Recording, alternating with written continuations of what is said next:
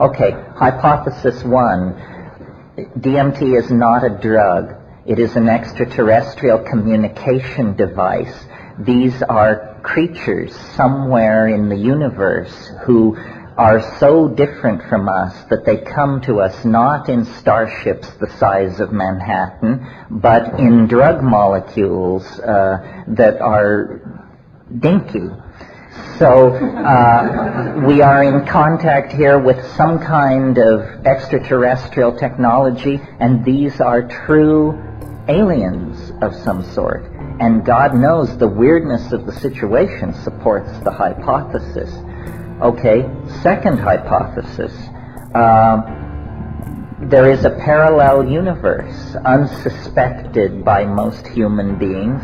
It's right here all the time. It's inhabited. These things have their own hopes, fears, problems, so forth. And somehow this drug just erases this boundary, and then you find yourself in the elf nest. Next hypothesis.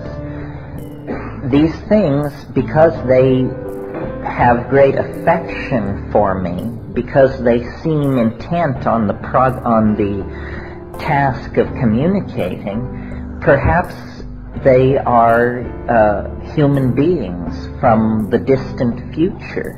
Perhaps this is what we are fated to become. You know, there's always, since we were kids, the cliche, beings of pure energy. Well, it's always been a little hard to wrap your mind around what that would look like, but lo and behold, here appear to be creatures of pure energy.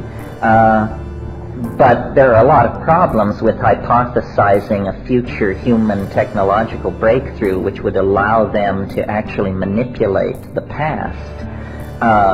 Logical paradoxes and that sort of thing. Well, so then here's another possibility. They are human beings, but they are not in the future in the ordinary sense or in the past. They are in the prenatal and post-life phase. In other words, these are either the unborn waiting in some limbo-like dimension to descend into matter, or they are in fact people who have had a sojourn in the domain of organic existence and now have moved on. Let me not kid you, we're talking about dead people here in that case. Well, if you go to the shamans who access these places through ayahuasca or the Varrola snuffs or something like that, they will say, well, these are ancestors. Didn't you read Merciliad? Don't you know that shamanism works through ancestor magic?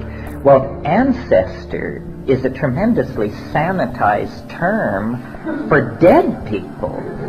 And if what is actually happening here is that the much argued about soul is actually made visible by this pharmacological strategy, I mean, God knows why, but God knows why anything else is the way it is, then this is truly big news. This is the confounding of rationalism. If what is happening is that by pushing the frontiers of pharmacology, we discover a way to even momentarily and temporarily erase the boundary between the living and the dead, then this is a 180-degree turn on the evolution of culture that not even the most technically infatuated among us are prepared to assimilate. And over time, I've sort of come to incline to the idea that this is what is in fact going on. And the reason it's so hard to bring anything out of the DMT flash is because at the center of the flash,